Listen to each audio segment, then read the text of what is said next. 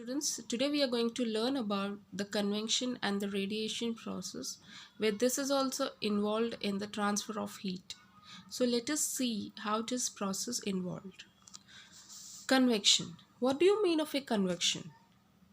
Where this is also where which helps in the transfer of heat process, as we have learned in that conduction.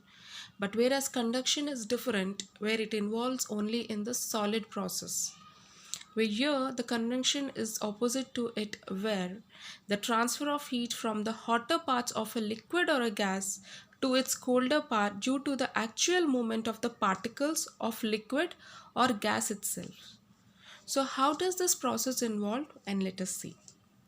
So, the process of convection is possible in liquids and gases because the particles inside them can move very freely. And convection is not possible in solids because as the particles in them are fixed at a place and cannot move freely. So, let me explain this process in an example way, where I want to show you an example of sea breeze and land breeze. What is the sea breeze and land breeze? So the sea breeze, if you see during the daytime, when the sun shines, the land gets heated much more quickly than the sea water.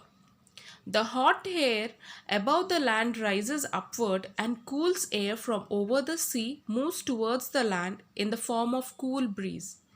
And the breeze blows from the sea towards the land, as you can see in the picture, as I've seen draw the picture of sea and where the trees.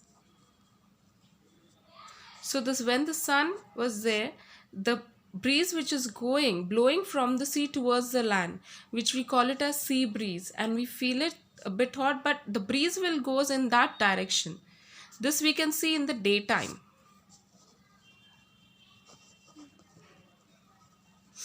But let us see another one is the land breeze, where at the night time moreover. So the hot land cools much faster than the warm sea water.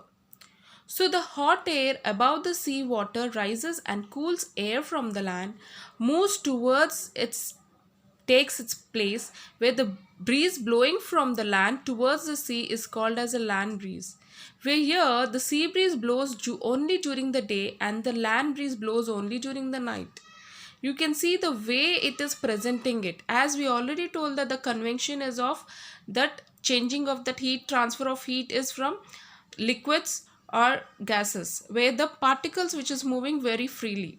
So you can see that the both comparison of this convection, how the transfer of heat is taking place.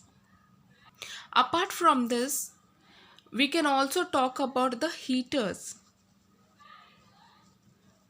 Generally the room heaters we are going to use, where the room heaters which heats air in the room by setting up convection currents in the air. What is this convection?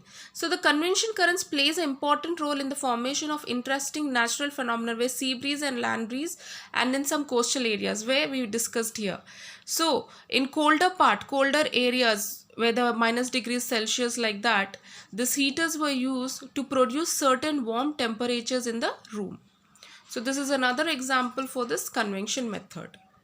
The next one is the radiation. What is this radiation? This is also a thermal radiation, what we can say, or radiant heat. The other name we can call it as.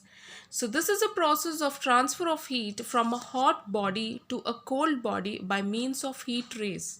I've just given a picture for you showing that the sun, the rays is falling onto the earth surface. Where this is also a rays, that's heat which is transferring to the colder body, that is the earth. Let us see how this process involved. So the heat transferred by radiation is nothing, we call it as radiant heat.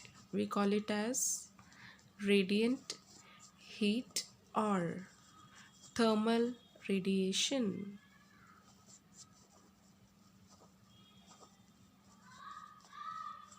So every hot body gives out invisible heat rays in all directions. Heat from the sun reaches the earth by the process of this radiation.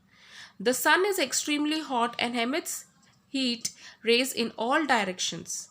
These heat rays travel through a vacuum between the sun and the earth at a very high speed and reach the surface of the earth. All the objects of the earth receives heat energy and gets heated up, where the invisible heat rays which transfers heat by radiation, which is nothing but we call it as infrared rays.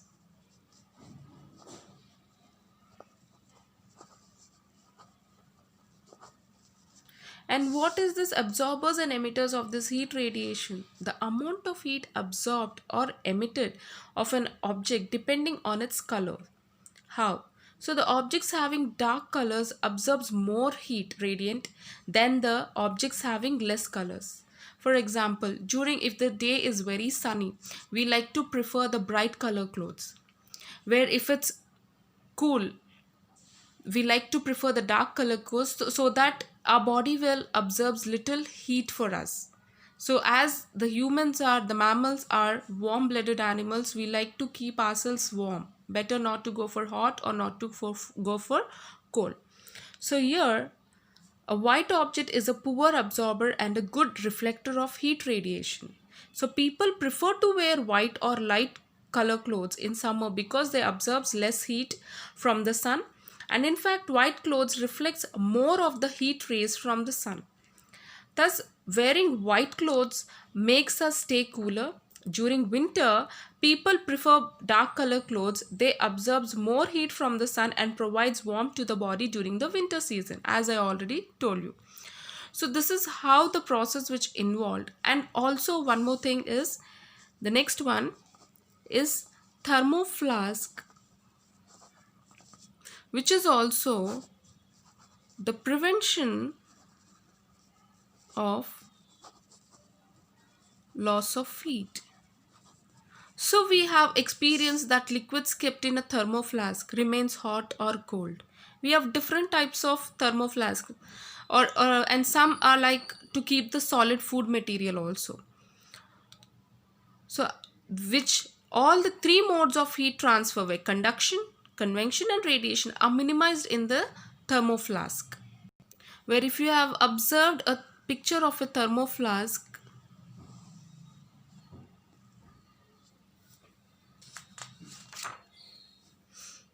the outermost part is either made of steel or a plastic.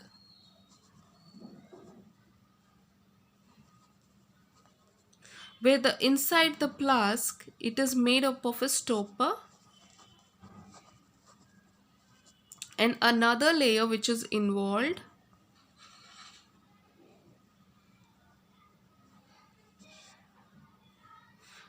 and inside it is placed as a vacuum, a double, and this is of nothing but a double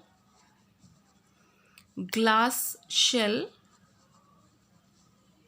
and inside it a silver coating will be placed, and out this one is the outer part where it keeps the temperature at normal for certain time.